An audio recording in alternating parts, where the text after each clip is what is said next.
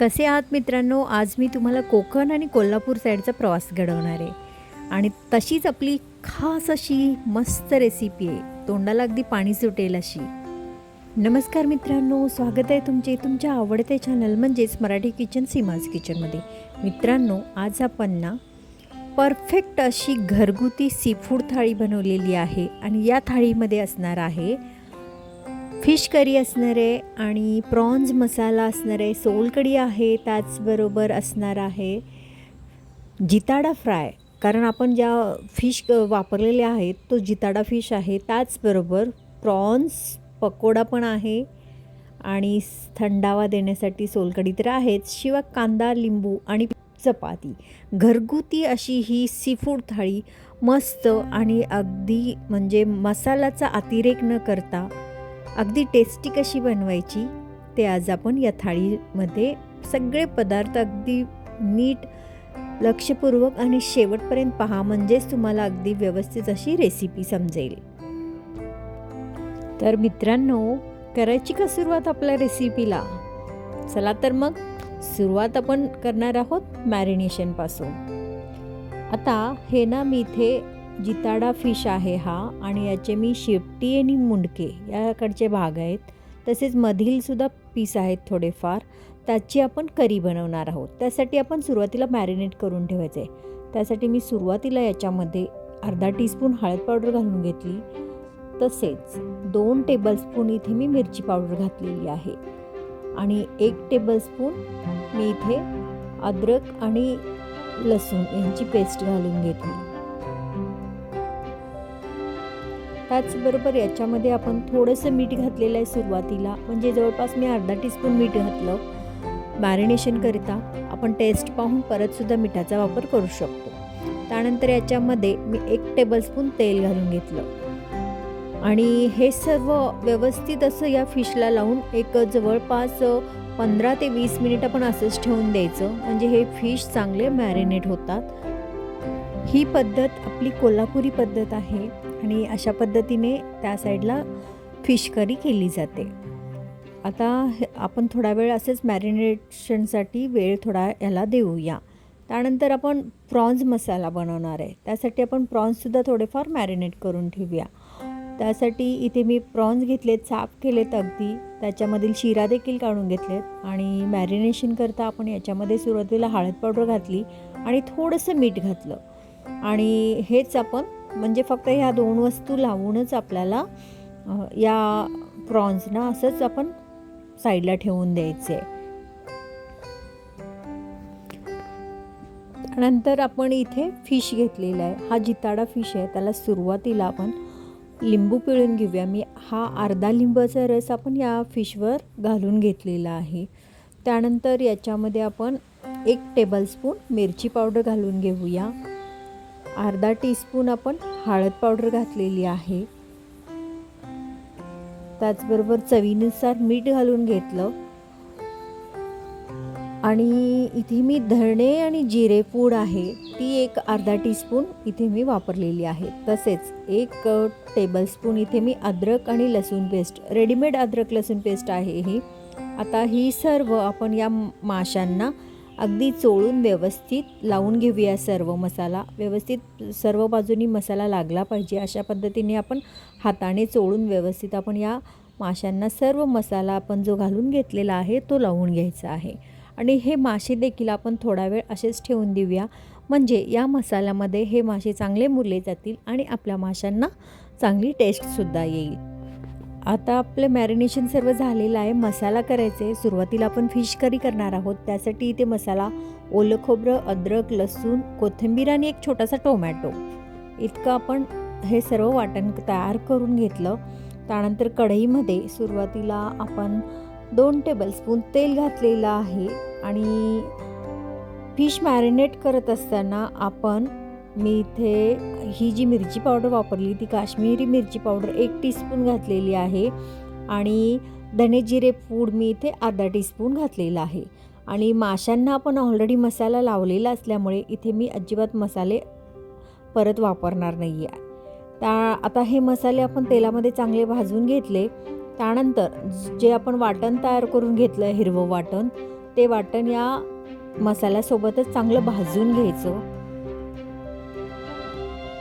मसाला व्यवस्थित भाजून घेतला ना तर आपल्या करीना, कालवणांना एक मस्त प्रकारचं तेलाचं तवंग सुटतो आणि कालवण चवीला तर लागतातच मसाला चांगला भाजल्यानंतर, पण एक तर्री एक प्रकारची येते ना ती खूप छान येते आणि कालवणांना कलर देखील खूप छान येतो.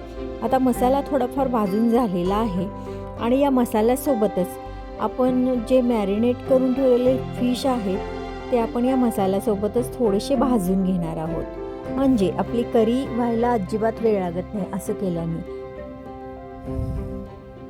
आणि मासे देखील चांगले मुरलेले असतात आणि या मसाल्यामध्ये सुद्धा आपण थोडेसे परतून घेतल्यामुळे ते अजूनच टेस्टी लागतात. पहा, आता मी हा मॅरिनेटेड मासा याच्यामध्ये घालून घेतलेला आहे आणि थोडाफार म्हणजे जास्त हलवायचं नाही आहे, अगदी अलगदपणे हे मासे हलवायचे आहेत, कारण मासा हा एकदम मऊ असतो त्यामुळे तो पटकन तुटतो. त्यामुळे अगदी अलगद हलवतच आपण हे मासे व्यवस्थित या मसाल्यामध्ये परतून घ्यायचे आणि लगेचच पाणी घालायचं नाही आहे आपल्याला. याच्यावर थोडंसं आपण झाकण ठेवूया आणि 5 मिनिट असंच मध्यम आच ठेवून शिजवून घेऊया.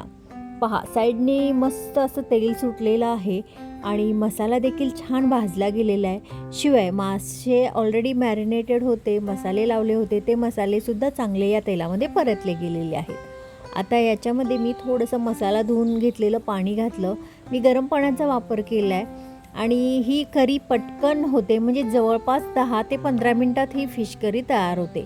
आता 1 ते 2 उकळी काढून घ्यायचे, कारण वाफेवर आपण अर्धा मासा शिजवून घेतलेला आहे. फक्त 1 ते 2 उकळी काढून लगेचच फिश करी आपली तयार होईल.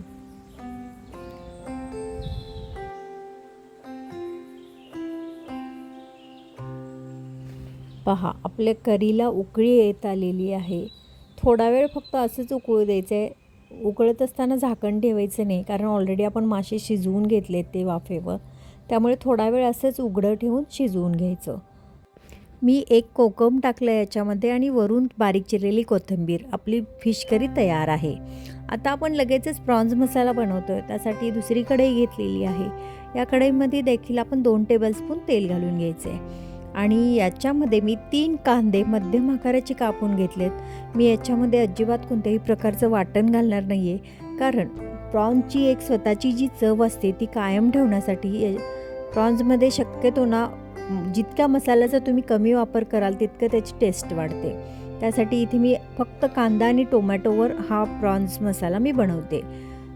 त्यामुळे कांदा थोडासा लालसर, म्हणजे जास्त पण मी लालसर हा कांदा भाजून घेणार नाही, कारण मला प्रॉन्स हे वाफेवर शिजवायचे आहेत. त्यामुळे कांदा थोडा मध्यम भाजून घेतला आणि त्याच्यामध्ये मी आता 1 टीस्पून मी इथे अद्रक आणि लसूण पेस्ट घालून घेतली. ही सुद्धा कांद्यासोबत चांगली भाजून घ्यायची आहे आणि आता कांदा थोडासा नरम झालेला आहे आणि या थोड्याशा नरम म्हणजे किंचित लालसर झालेला आहे, तुम्ही पाहतच आहात. आता याच्यामध्ये ना आपण पावडर मसाले घालायचे.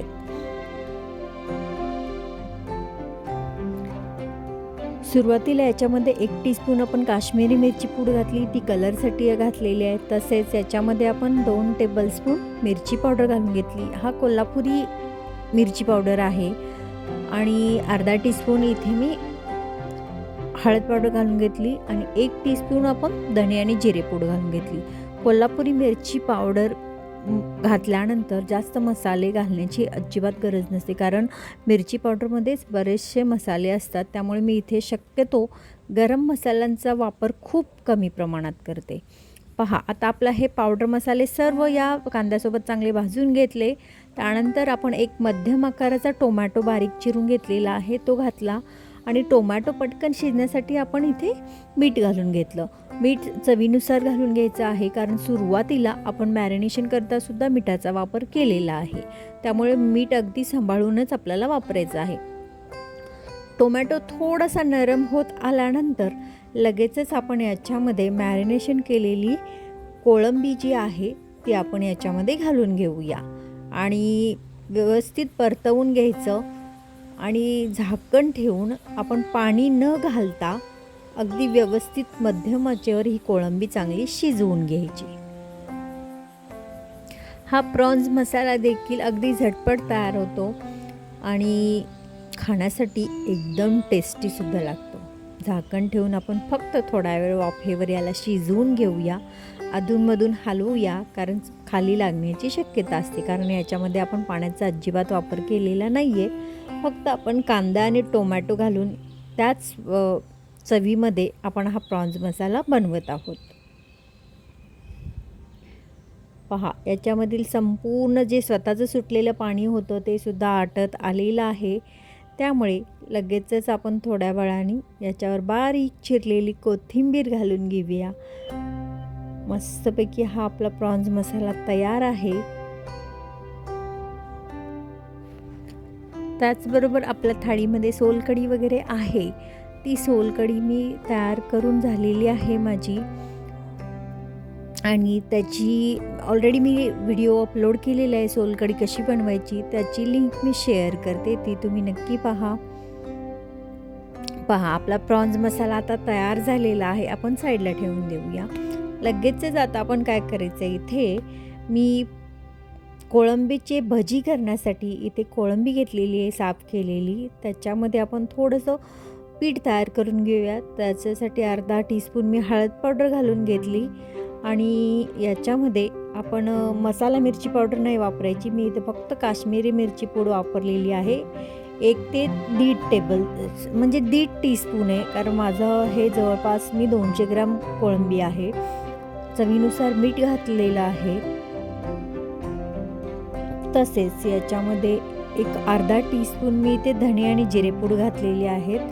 आणि या कोळंबीच्या भजीमध्ये आपण एक लांबट चिरून बारीक असा हा कांदा घेतलेला आहे. एकच कांदा वापरायचा आहे, जास्त पण कांदा वापरायचा नाही, नाहीतर ते कांद्याची भजी तयार होतील. इथे मध्यम आकाराचा एक कांदा बारीक उभा चिरलेला आहे. तसेच एक मूठभर मी कोथिंबीर घेतलेली आहे बारीक चिरून, ती घेतली. आणि आपण हे सर्व मिक्स करून घेऊया. आणि याच्यामध्ये सुद्धा आपल्याला अजिबात पाणी घालायची गरज पडणार नाही आहे, कारण आपण मीठ वगैरे घातलं आहे, मसाले घातले आहेत, आणि याला एक स्वतःचं असं पाणी सुटेल. कांदासुद्धा आहे, आणि त्या जे सुटलेलं पाणी असणार आहे त्याच्यामध्येच आपण पीठ घालणार आहोत. ते पीठ मी तुम्हाला थोड्या वेळाने दाखवते आहेच आहे. तोपर्यंत याला मिक्स करून आपण साईडला ठेवून देऊया. आता इथे आपण फिश फ्राय करण्यासाठी तयारी करतो आहे. त्यासाठी मी ते प्लेटमध्ये एकदम 0 नंबरचा रवा घेतला आहे थोडासा, आणि त्याच्यामध्ये मी 1 ते 1.5 टेबलस्पून आपलं तांदळाचं जे पीठ असतं ते घेतलेलं आहे. आणि त्याच्यामध्ये किंचित मीठ टाकलं, आणि 1 टीस्पून काश्मीरी मिरची पावडर घातली. आणि हे सर्व आपण व्यवस्थित मिक्स करायचं, म्हणजे आपल्या माशांना कलर खूप छान येतो, आणि मसाला देखील व्यवस्थित माशांवरती टिकून राहतो. म्हणून हे कोटिंग आपल्याला तयार करायचे. तर आता इथे मी पॅनसुद्धा गरम करण्यास ठेवला आहे फिश फ्राय करण्यासाठी. त्यामध्ये आपण थोडंसं तेल घालून घेतलं, आणि तेल तापतं आहे. ते तेल पूर्णपणे पॅनला अगदी व्यवस्थित पसरवून घ्यायचं. आणि जे आपण कोटिंग तयार केलेलं आहे वरती जे लावण्यासाठी, त्या कोटिंगमध्ये आपण हे जे मॅरिनेटेड करून ठेवलेले जे फिश आहेत ते दोन्ही साईडनी व्यवस्थित घोळवून घ्यायचे, आणि मध्यम आचेवर चांगले फिश अगदी कडक होईपर्यंत आपण फ्राय करून घेणार आहोत. एक प्रकारे आपण डीप फ्राय करत नाही आहे, इथे शॅलो फ्राय करतो आहे, कारण डीप फ्राय केल्याने तेलसुद्धा जास्त जातं. शिवाय जास्त तेल शरीरासाठी अजिबात चांगलं नाही, म्हणून आपण अशा पद्धतीने शॅलो फ्राय करत आहोत. आणि शॅलो फ्राय केल्याने मासे चवीलासुद्धा खूप छान लागतात, आणि माशांमध्ये तेल अजिबातच राहत नाही. पहा, आता मी गॅसची आच मध्यम ठेवली, आणि या मध्यम आचेवरच उलट सलट करत दोन्ही बाजूनी व्यवस्थित असे हे मासे मी चांगले अगदी खरपूस कडक होईपर्यंत भाजून घेते आहे. माझं भात ऑलरेडी रेडीच आहे, आणि चपात्या देखील रेडी आहेत. जवळपास आपल्या थाळीमधील सर्व पदार्थ रेडी झालेले आहेत. गरमागरम आपण भजी करूया प्रॉन्सचे, आणि लगेचच आपली थाळी वाढायला आपण घेऊया. चला, मासे पण आपले मस्त फ्राय झालेले आहेत पहा. आता आपण कोळंबीचे पकोडे करूया मस्तपैकी. तेल तापण्यास ठेवूया सुरुवातीला आपण, तोपर्यंत म्हणजे आपलं तेलसुद्धा तापलं जाईल, आणि आपण त्याच्यामध्ये कोणत्या प्रकारचं पीठ आपल्याला पकोड्यामध्ये मिक्स करायचं ते सुद्धा पाहूयात.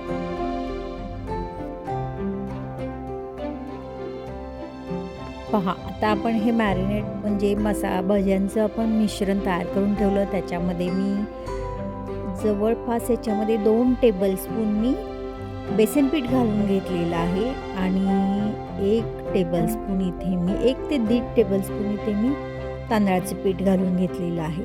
इथे पिठाचं प्रमाण अजिबात जास्त वापरायचं नाही आहे, नाहीतर तुमचे पकोडे अगदी फक्त पीठ खाल्ल्यासारखे लागतील.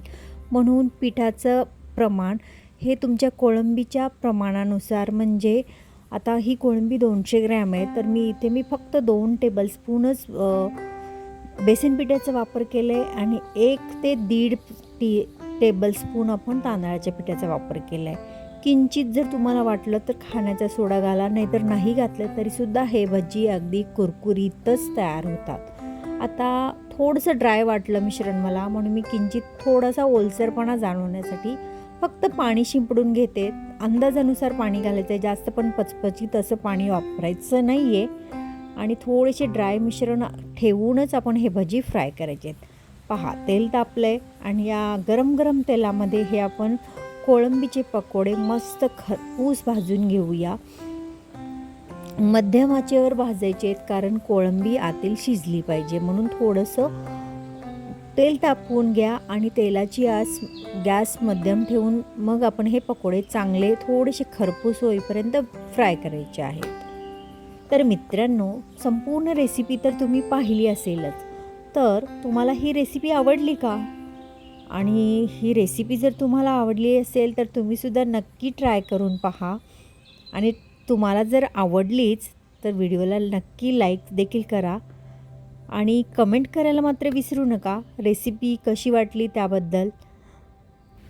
तर मित्रांनो, जर माझ्या चॅनलवर तुम्ही नवीन असाल तर चॅनलला सबस्क्राईब करायला विसरू नका, कारण मी अशाच प्रकारच्या नवनवीन रेसिपीज घेऊन येत असते. आणि बाजूला बेल आयकॉन आहे ते सुद्धा तुम्ही नक्की प्रेस करा. त्यामुळे काय होईल, माझ्या रेसिपीच्या नोटिफिकेशन्स मिळतील आणि त्या रेसिपी तुम्हाला पटकन पाहाल. पहा, संपूर्ण थाळी आता रेडी आहे. मी तर गरम गरम टेस्ट करतेच आहे, तुम्हीसुद्धा नक्की ट्राय करा.